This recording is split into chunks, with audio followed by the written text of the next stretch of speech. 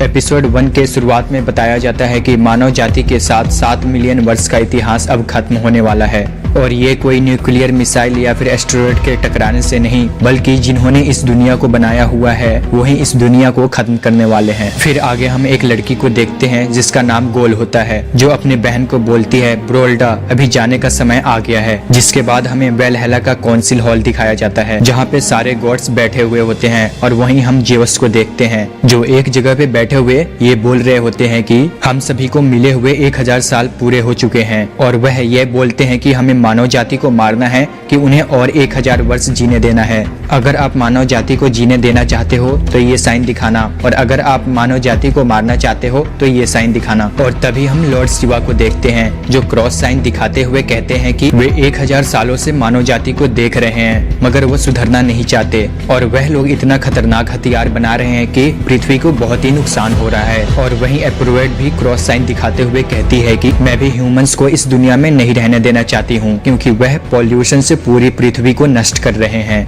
और उनके वजह से बहुत सारे जानवर्स की मृत्यु हो रही है जिसकी वजह से वह ह्यूमंस को पृथ्वी पर नहीं रहने देना चाहते। और तभी सारे गॉड्स क्रॉस साइन दिखाते हुए कहते हैं कि मानव जाति को पृथ्वी से खत्म कर दो। और इसके बाद ज्यूस जैसे ही अपना फैसला सुनाने जाता है तभी उसके बाद ब्रोल्डा आ जाती है और वह उन्हें कहती है कि रुक जाओ, वह एक वेलकरी है। वह उन लोगों से कहती है कि वह कुछ बात करने आई है और तभी उनमें से कोई कहता है कि चुप हो जाओ और वह और कोई नहीं ओडिन होता है। ओडिन के पास कुछ कौवे होते हैं जो कहते हैं कि तुम यहाँ से चले जाओ, तुम्हें गॉड्स के बीच में टांग नहीं अड़ाना चाहिए, तुम एक वेलकरी हो। और वह उन्हें कहती है कि इंसानों ने बहुत ही बुरे काम किए हैं बट हमें ऐसे ही उन्हें खत्म करना नहीं चाहिए। वह उन्हें कहती है कि उसके पास एक रास्ता है, वह उन्हें परखेंगे और उसके बाद अगर वह सफल रहे तो उन्हें और 1000 साल जीने का मौका देंगे। तभी यह सुनकर कौवे कहते हैं कि तुम क्या चाहते हो, तुम उस धरती को फिर से बनाए या फिर उससे आइसेज करा के फिर से उसका निर्माण करे। तभी ब्रेल्डा कहती है कि उसके पास और कोई रास्ता है, गॉड वर्सेस ह्यूमंस की फाइट, मेरा मतलब रैग्नारॉक। और यह सुनकर सारे गॉड्स हैरान हो जाते हैं। जिसके बाद ब्रोल्डा एक बुक निकालती है जिसमें पेज नंबर 62 पैराग्राफ 15 में लिखा होता है कि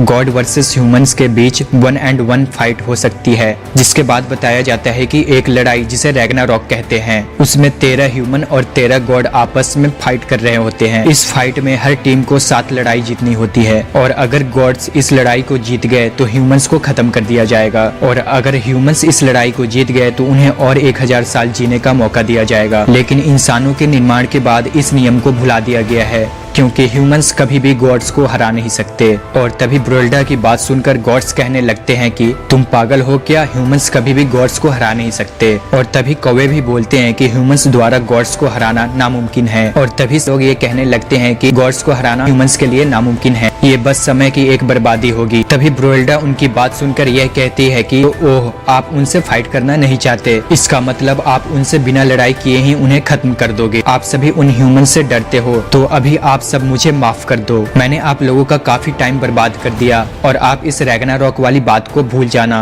और तभी ब्रोल्डा की बात सुनकर कोयल कहती है कि तुम क्या पागल हो गई हो, ह्यूमन से पहले ये गॉड्स ही हमें खत्म कर देंगे। और आगे हम गॉड्स को देखते हैं, उनमें से कुछ गॉड्स हंसने लगते हैं और कुछ गुस्सा हो जाते हैं। और तभी ब्रोल्डा उन्हें देखते हुए कहती है कि वह सही थी, गॉड्स को गुस्सा दिलाना बहुत ही आसान है। और तभी आगे ज्यूस उसे कहता है कि रैग्नारॉक का आइडिया देने के लिए बहुत बहुत शुक्रिया। और तभी उन सारे गॉड्स से वह कहता है कि आप सभी का रैग्नारॉक के बारे में क्या ख्याल है। जिसके बाद वह रॉक का ऐलान कर देते हैं। फिर वह ब्रोल्डा से कहता है कि यह तुम्हारी जिम्मेदारी है 13 ह्यूमंस को साथ इकट्ठा करना। फिर ब्रोल्डा उनसे कहती है कि ठीक है, मैं इतिहास के सबसे 13 ताकतवर ह्यूमंस को चुनूंगी लड़ाई के लिए। जिसके बाद ब्रोल्डा वहां से चली जाती है। फिर हम वेलहेला को देखते हैं जिसमें गॉड्स और ह्यूमंस आए हुए होते हैं। और तभी हम ज्यूस को देखते हैं जो एक इमारत पे बैठकर लड़ाई देखने वाला होता है। और तभी हम वहाँ पे गोयल और ब्रोल्डा को देखते हैं और गोयल ब्रोल्डा से कहती है कि तुम्हें क्या लगता है गॉड्स में से सबसे पहले लड़ने कौन आएगा। जिसके बाद हम उस लड़ाई के कमेंटेटर हैंडल को देखते हैं। लड़ाई अभी शुरू होने वाली है और इसमें किसी तरह के भी नियम नहीं है और जो इस लड़ाई में मारा जाएगा वो इस लड़ाई में हार जाएगा। तो अभी समय आ गया है हमारी पहले खिलाड़ी को बुलाने का। ये बस लड़ाई के लिए जीता है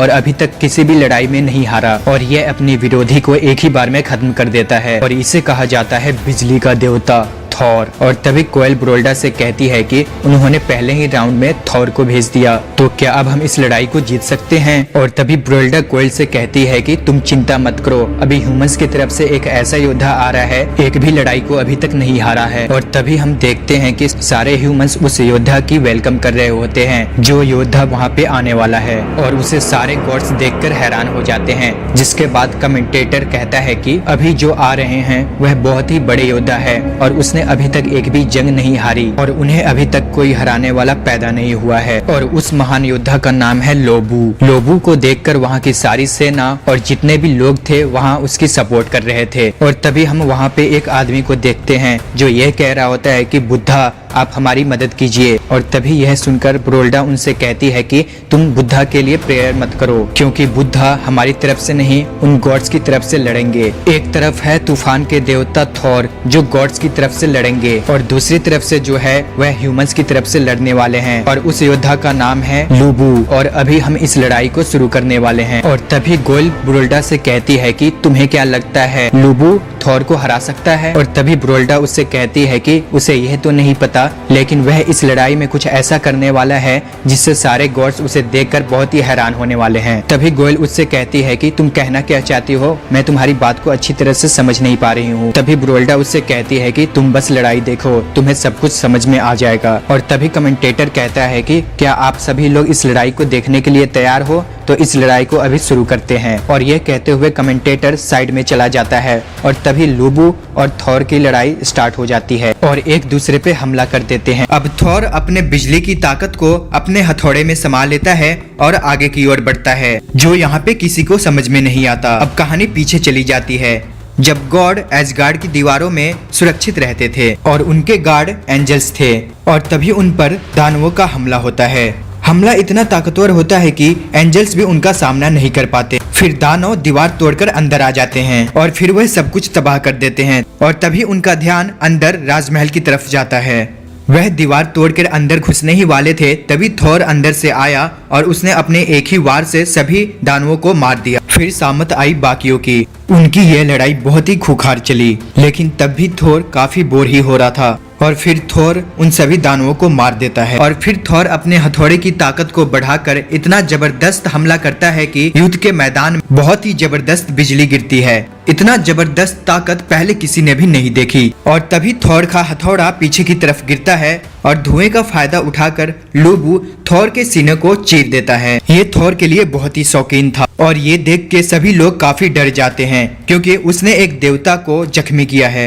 अब ये लड़ाई काफी गंभीर होने लगी है। अब यहाँ से कहानी चली जाती है लूबू के बचपन में, जहाँ उसने बचपन में ही एक भेड़िया को मार दिया था। यहाँ से उसकी जीवन की शुरुआत हुई दुनिया में सबसे ताकतवर बनने की। जो भी उसके सामने आता वह मारा जाता, यहाँ तक कि एक आदमी भी उसका सामना करने के लिए काफी नहीं था। और 30 साल बाद उसे लगा कि धरती पर ऐसा कोई बचा ही नहीं है जो उसका सामना कर सके। फिर उसे अचानक से पकड़ लिया गया और उसे फांसी देने की तैयारी की जाने लगी। ऐसा कहा जाता है कि उसने अपनी जिंदगी के लिए भीख मांगी, पर ऐसा कुछ भी नहीं है। सच तो ये है कि वह बोर हो गया था इतना कि उसे खुद की जिंदगी से नफरत होने लगी थी। दुनिया में ऐसा कोई भी बचा हुआ नहीं था जो उसका सामना कर सके, इसलिए उसने खुद को कैद कर लिया ताकि उसे इस बोरियत भरी जिंदगी से मुक्ति मिल सके। पर लूबू को एक ऐसा योद्धा मिल गया है जो उसका सामना कर सके पूरी ताकत से और उसे मन से लड़ सके। लूबू को उसके करीबी जनरल ने इतना खुश पहले कभी नहीं देखा। अब वही ज्यूस को युद्ध में कुछ दिलचस्प दिखता है। थॉर के हथौड़े के सामने सभी हथियार खिलौने की तरफ बिखर जाते हैं, लेकिन लूबू का हथियार सिर्फ उसे झेल ही नहीं रहा